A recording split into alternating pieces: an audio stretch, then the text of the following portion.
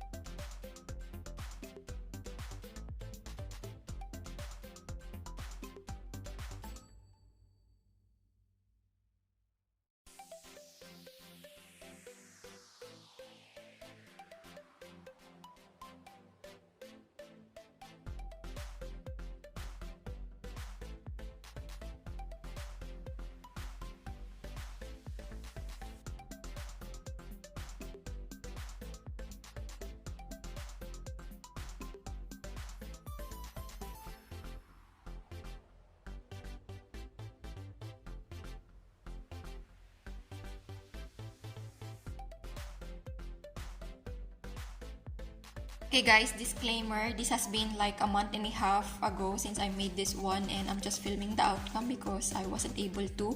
And as you can see, this is very used and abused already. Some pieces are missing, I don't know where they are, but I'm gonna try to look for them after. And see that it needs deep cleaning guys, or just wiping and sanitizing. There you go. Numbers with pictures there. Baby girl enjoyed these a lot. These ones are weather. Look at the moon, poor moon. I can always print and laminate pieces if they're missing, so yeah, it is obvious that baby girl used it a lot. Here are some clothes I have here as well, the other colors for the boys too. There, number counting with fingers, ABCs. The letters are, I don't know where, and it's, look at that, there's a toffee. Oh no. It's so embarrassing, but yeah, it's obvious that baby girl is touching and playing with it always, all the time. And the ABCs letters, some are missing.